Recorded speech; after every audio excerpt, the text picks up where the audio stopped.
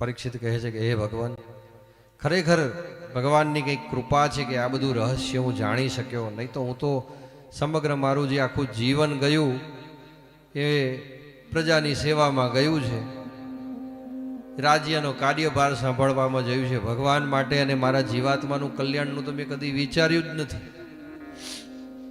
પણ આજે તમારા જેવા ગુરુ મળ્યા તો આજે કંઈક મારું કલ્યાણ કરવાનો મને લાભ પ્રાપ્ત થયો.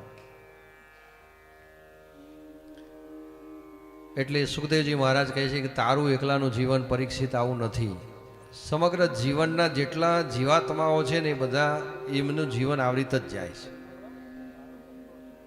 એ એમ સમજે કે છે કે મારા પરિવારને સુખી કરવા માટે હું આટલી મહેનત કરું, આમ કરું, તેમ કરું, ને આટલું આમ મેળવી લઉં, એનાથી મારા છોકરાઓ આગળ આ મેળવશે, અને આવી જ અપેક્ષાઓને આવી જ મોહ માયામાં બધા જીવતા હોય છે.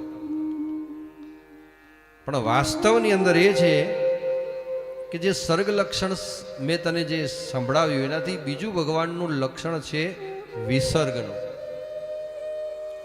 કે જળ અને ચેતન જે કંઈ પણ ચૈતન્ય તત્વ દેખાય છે એ અને જળ તત્વ આ બધું પરબ્રહ્મ પરમાત્માએ જ રચ્યું છે.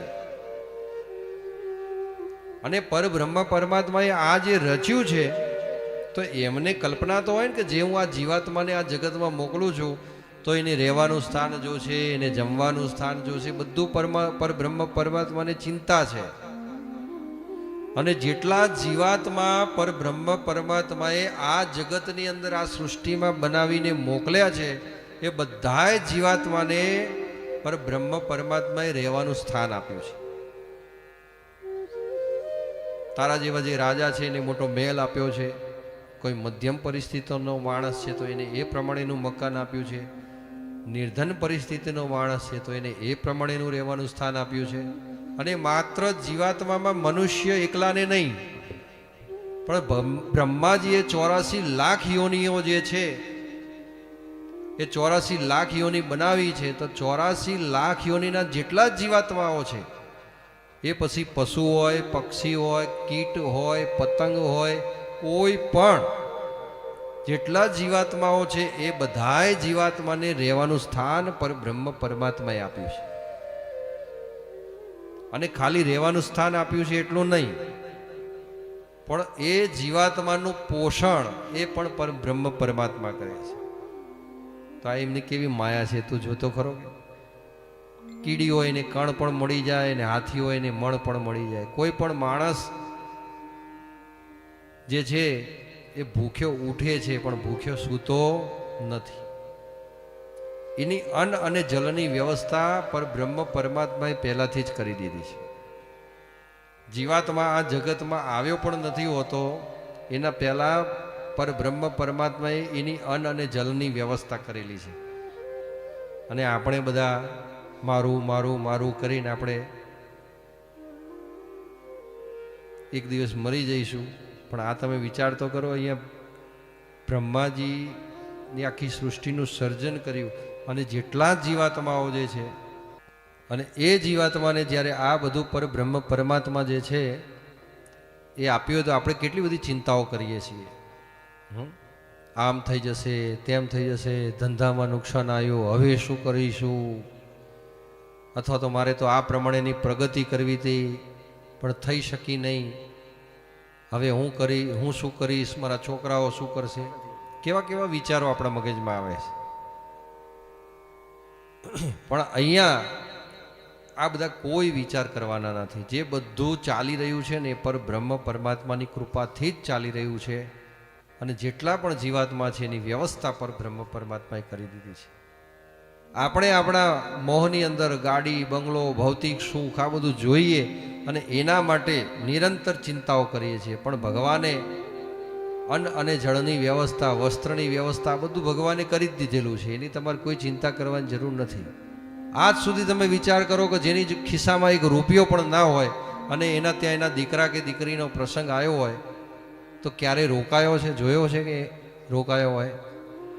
પરબ્રહ્મ પરમાત્માની એવી મહેરબાની કૃપા થઈ જાય કે ક્યાંક ને ક્યાંય એવા વેવાઈ મળી જાય ને દીકરા દીકરીના લગ્ન ક્યાં થઈ જાય તમને ખબર પડે નહીં. એ પરબ્રહ્મ પરમાત્માની કૃપા કે તમે તમારું જીવન સારી રીતે જીવો છો. તમારી પાસે ધન નથી તોય જ્યારે એમનો વેવિશાળ કે એમના લગ્ન થાય તો ભગવાન એવી કૃપા કરી નાખે તો એ પ્રસંગ તમારો ક્યાં નીકળી જાય તમને ખબર પડે નહીં. અને એવી રીતે કોઈ પણ મનુષ્ય નિર્ધનમાં નિર્ધન હોય, પણ જ્યારે એના અગ્નિ સંસ્કાર કરવાના થાય, આ જગતમાંથી વિદાય લે, તો ક્યારે એની વિદાય અટકી છે બોલો? એની પાસે એક પણ રૂપિયો ના હોય તોય એના અગ્નિ સંસ્કાર નહીં થઈ જતા.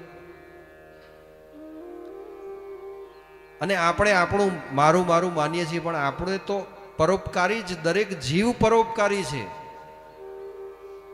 દરેક જીવ પરોપકારી છે. તમે આ જગતની અંદર આવ્યા ત્યારે માતા પિતાએ પાલન કર્યું, પોષણ કર્યું ને મોટા કર્યા. તો આપણું શું છે? આપણને મોટા કોને કર્યા? માતા પિતાએ. મોટા થયા તો વિદ્યા કોને આપે? ગુરુએ આપી. ગુરુ પાસેથી વિદ્યા પ્રાપ્ત કરી.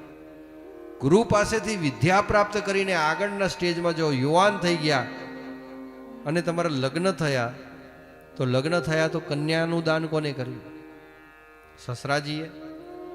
કન્યા પણ આવી ત્યારે તમારો ગૃહસ્થ જીવન બંધાયો, અને ગૃહસ્થ જીવન બંધાવ્યો અને તમારા ગૃહસ્થ જીવનની અંદર તમે આજીવિકા મેળવીને લાવો છો, તો એ પણ ક્યાંથી લાવો છો?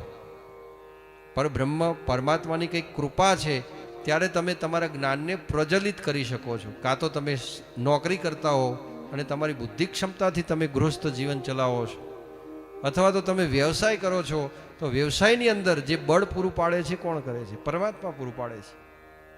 એટલે જેટલા જીવાત્મા જગતમાં આવ્યા છે એનું પાલન પોષણ પણ પરબ્રહ્મ પરમાત્મા કરે છે.